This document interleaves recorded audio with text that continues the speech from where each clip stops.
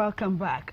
When you hear HIV, back in 1986 or thereabouts, oh my God, you see a picture of the skull and things like that. Death sentence. And people get so afraid. Oh, you have HIV, and things have become a bit better. They don't even want to touch you.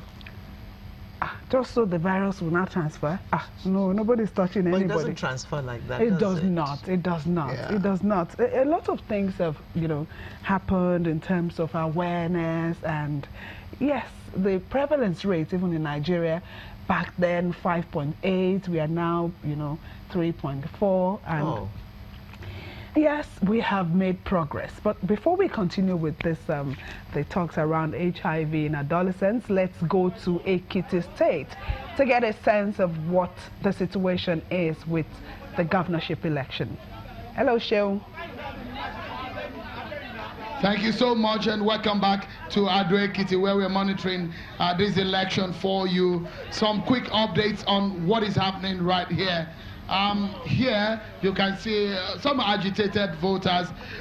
There are two queues actually. I think the situation here where some people will think the queue is getting delayed because of some people who they say are chanting the queue. So I mean the elderly are queuing up here, and let's find out from one of the voters. Mr. Adekunle here is on the queue also and is ready to talk to us about the process. How has it been going so far? Well, so far so good. Everything has been going so smoothly. We just had a malfunction card reader here, which has just been sorted out, and the queue is now moving. As you can see, we have a lot of people, and the turnout is quite impressive. And you can see the population. If you see the segmentation of voters, we have a lot of youths, and I believe the youths of this country can actually decide the future of this country. Are you impressed with the conduct? I mean, this has been a very peaceful election. The fact that people have been talking of militarization, I can say that everything is peaceful. There's no militarization, there's no use of force. Everybody is voting according to the dictates of their countries. Thank you so much, Mr. Adekunle. And I wish you the best in the day. It might be a long one, but just be patient. So let's see what is happening. In some other areas, for example, where the candidate of the PDP voted earlier today, we understand that the card reader did not get to read him early enough, and there's some issues with the card readers here. But here is, I'm not sure that they've been having as much problems, but he said that they've been having issues earlier, but I guess it's been resolved. INEC had earlier said that it will not take so much time to replace any of the card readers should they malfunction. Let's give you a sense of how this is playing out. If you look just across the queue here, it's going down, but it's still a long queue. And if you look at the segmentation of the people on the queue, you can see a whole lot of young people, a lot of women on the queue. It gives you a sense of the enthusiasm and the kind of character the people of Ekiti are putting up for this exercise. Also, let's give you a sense. If you go to that part of the road, that's where an incident happened a few minutes ago, where some people who are allegedly buying votes were being chased by a policeman, and they got an evidence of a bag filled with money. We'll give you more on that on Channels Television. So stay with us. So it's been peaceful generally. From what we heard, the exercise started early in a lot of places.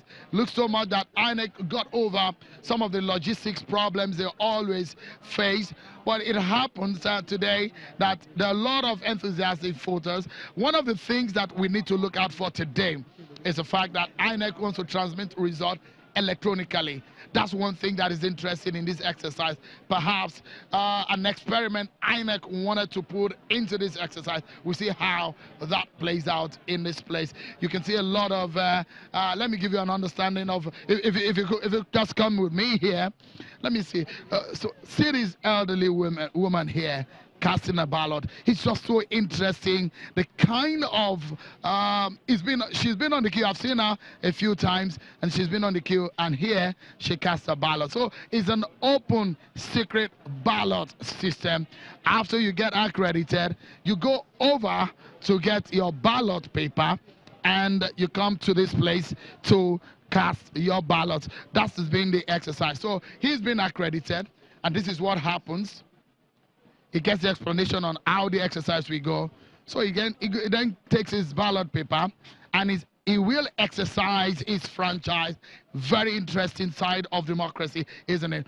So just let's wait for him, and let's see how this all pans out today. One of the young voters that we're seeing out here today. So he gets to do this, and there you go. Into the ballot box. So it's a transparent one, and this is the judgment box where all the ballots and the votes are going into. Interesting. Let's give you a sense of what is happening in terms of security. They did tell us 30,000 police officers are being deployed for this election. So, and if you see them, at least, not only the police, Nigerian police officials you'll find there, you see people also from the NSCDC and all the sister agencies. You see at least in every polling unit, you see at least 3 or 4 police or security agents on the ground, looking, making sure that everything goes smoothly. If you look at it, they are not armed. They're just making sure that everything goes as smooth as possible. But that has been the interesting part of it. We keep tabs on the situation. We're at the Jonathan Memorial School in Ajilosun area of Ado-Ekiti. And it's back to you now in Lagos. Thank you so much, Seun. Thank you. And keep us updated on the happenings in the Ekiti state election. We're happy, you know, not so much of violence reported so far. Those queues are long, and I was dying to ask him. So we see very long queues. How long does it take for each person to vote?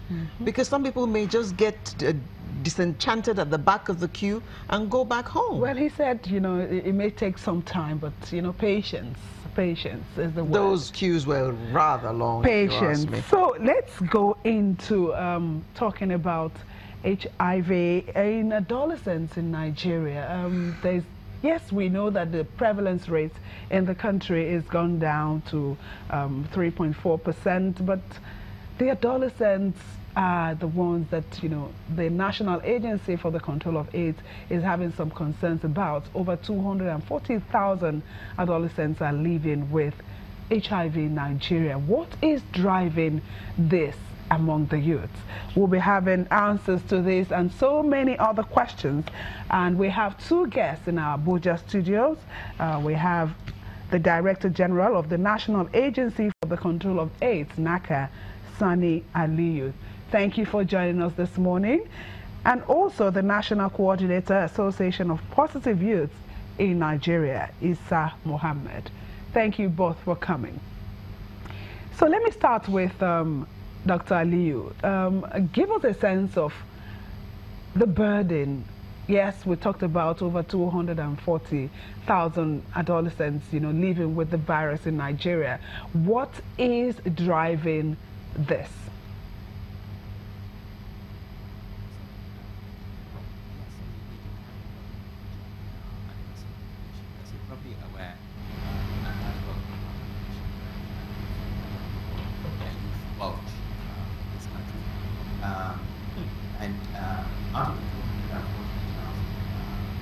Adolescents living with HIV, a large fraction of them are actually young. And when you look at the factors that are responsible for this, there are a lot of factors